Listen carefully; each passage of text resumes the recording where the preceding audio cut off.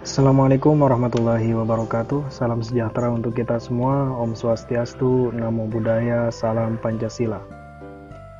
Halo teman-teman dimanapun berada. Pada sesi kali ini saya akan membahas mengenai materi pembelajaran PPKN kelas 10 pada fokus materi Sistem Pembagian Kekuasaan di Indonesia. Nah, sebelum kita lebih jauh mengetahui sistem pembagian kekuasaan Indonesia, kita harus tahu dulu apa itu yang dinamakan sistem dan apa itu kekuasaan. Secara sederhana, sistem ialah suatu kesatuan yang tersusun atas beberapa unsur fungsional yang saling berkaitan satu sama lain serta memiliki arah atau tujuan. Nah, jadi sistem itu ialah suatu kesatuan yang di dalamnya tersusun atas beberapa unsur yang memiliki fungsinya masing-masing. Beberapa unsur tersebut memiliki keterkaitan satu sama lain dan untuk menjalankan sebuah tujuan. Lalu, apa yang dinamakan kekuasaan? Adapun kekuasaan ialah kemampuan seseorang untuk mempengaruhi orang lain supaya melakukan tindakan-tindakan yang dikehendaki atau diperintahkannya tersebut. Jadi, kekuasaan ialah kemampuan seseorang untuk bisa mempengaruhi orang lain supaya orang tersebut yang diperintahkannya tersebut melakukan tindakan sesuai apa dengan yang dikehendakinya. Misalkan, kamu disuruh orang tua kamu atau ibu kamu ke warung dan kamu menuruti hal itu. Nah, hal ini jika ditarik kepada definisi kekuasaan ini, orang tua kamu, ibu kamu tersebut memiliki kekuasaan atas diri kamu. Oleh karenanya, kamu menuruti atau mengikuti apa yang diperintahkannya. Itu sederhananya saja ya. Tapi kalau di pemerintahan, ya dia punya kekuasaan dan dia bisa menjalankan apapun yang dikehendakinya.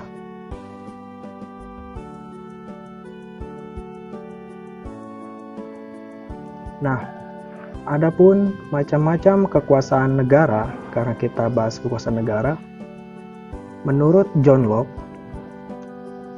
Locke itu ialah seorang ahli pemerintahan, ahli hukum berkebangsaan Inggris. Kekuasaan dibagi menjadi 3 bentuk. Yang pertama ialah kekuasaan legislatif, yang kekuasaan untuk membentuk atau membuat undang-undang.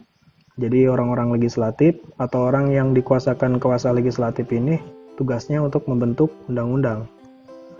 Yang kedua ialah kekuasaan eksekutif, yakni kekuasaan untuk melaksanakan undang-undang termasuk untuk fungsi peradilan.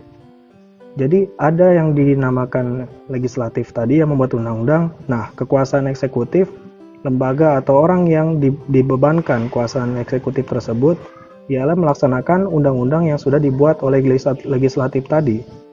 Termasuk fungsi peradilan, termasuk untuk menjadi seorang hakim, ini juga dijalankan oleh kekuasaan eksekutif menurut John Locke. Dan yang ketiga, kekuasaan menurut John Locke ialah kekuasaan federatif, yakni kekuasaan untuk melakukan hubungan internasional atau hubungan luar negeri.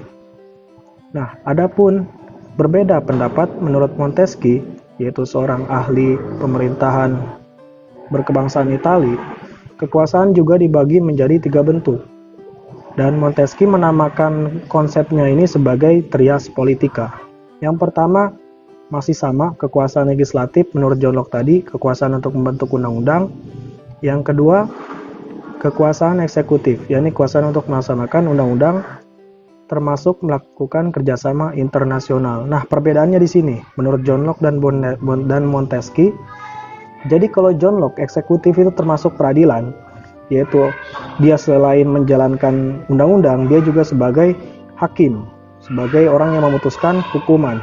Nah, adapun menurut Montesquieu, kekuasaan eksekutif tidak hanya untuk melaksanakan undang-undang, tapi melakukan kerjasama internasional juga. Jadi orang yang memegang kekuasaan eksekutif bisa menjalin hubungan luar negeri.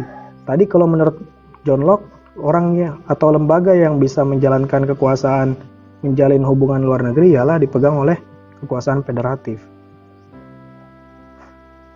Tapi kalau menurut Montesquieu,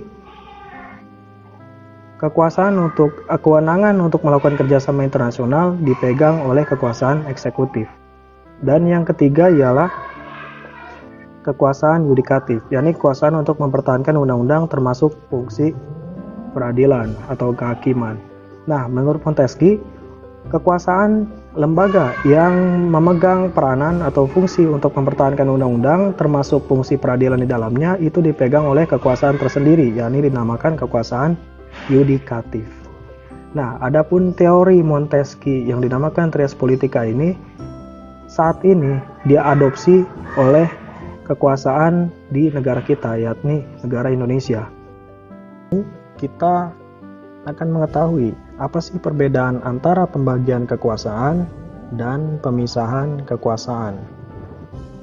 Jadi, pembagian kekuasaan ialah kekuasaan yang terbagi-bagi namun tidak dipisahkan atau tetap ada koordinasi antar lembaga, atau dalam istilah luar negeri, istilah Inggris ialah check and balances. Jadi pembagian kekuasaan ialah kekuasaan yang terbagi namun tidak dipisahkan, dalam arti tidak masing-masing gitu ya, tapi tetap ada koordinasi antar lembaga. Contohnya presiden kan di Indonesia, ini bocoran. Presiden di Indonesia selaku pemegang kekuasaan eksekutif.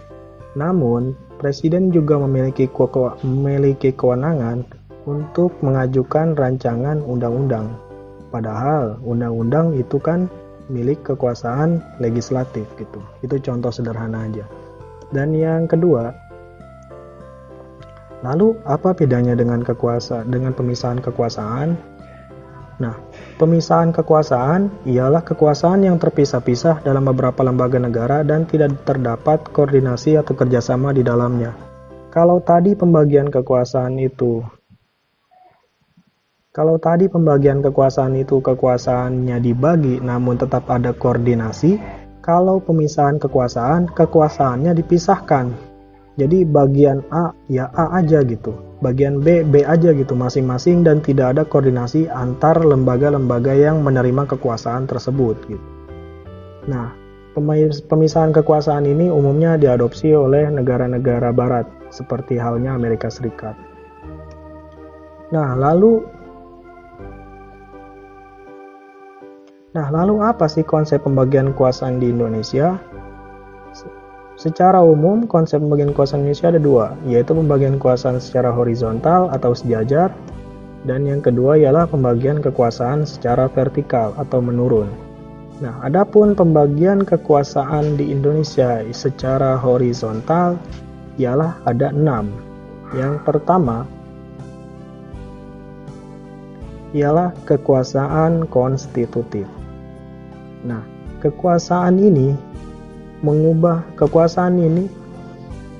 kekuasaan konstitutif ialah kekuasaan untuk mengubah dan menetapkan Undang-Undang Dasar 1945.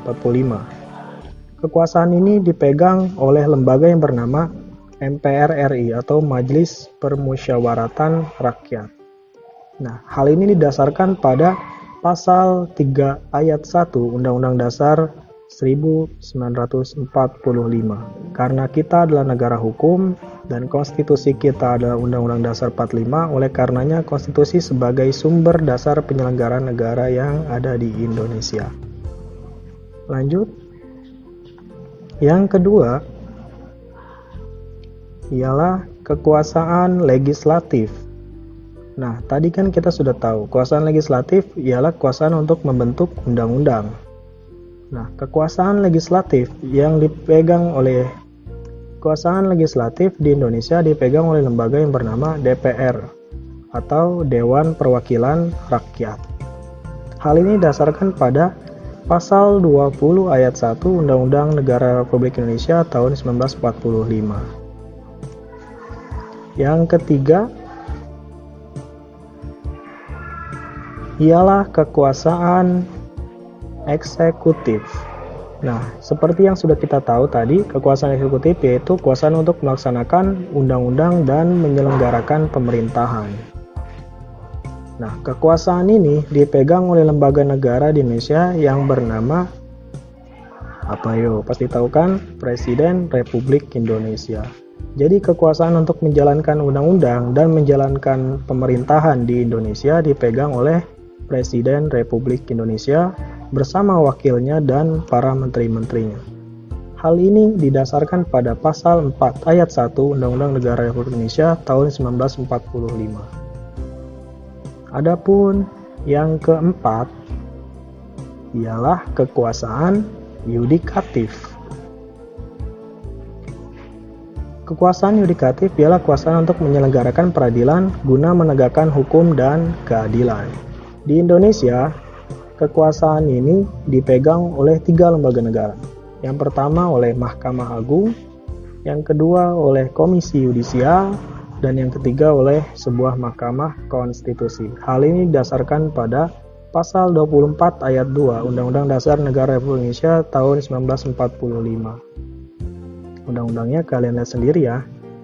Yang kelima ialah kekuasaan eksaminatif. Apa itu kekuasaan eksaminatif? Ialah kekuasaan untuk menyelenggarakan pemeriksaan terhadap pengelolaan keuangan negara. Seperti yang kita ketahui bahwasanya menjalankan pemerintahan itu ada biayanya. Nah, keuangan-keuangan di pemerintahan itu diperiksa oleh sebuah lembaga independen, sebuah lembaga tinggi negara yang kedudukannya sama dengan lembaga tinggi lainnya, yakni Presiden, DPR, MPR, dan lain sebagainya, yang dipegang oleh siapa yo? BPK atau Badan Pemeriksa Keuangan Republik Indonesia. Hal ini didasarkan pada Pasal 23E ayat 1 Undang-Undang Dasar tahun 1945.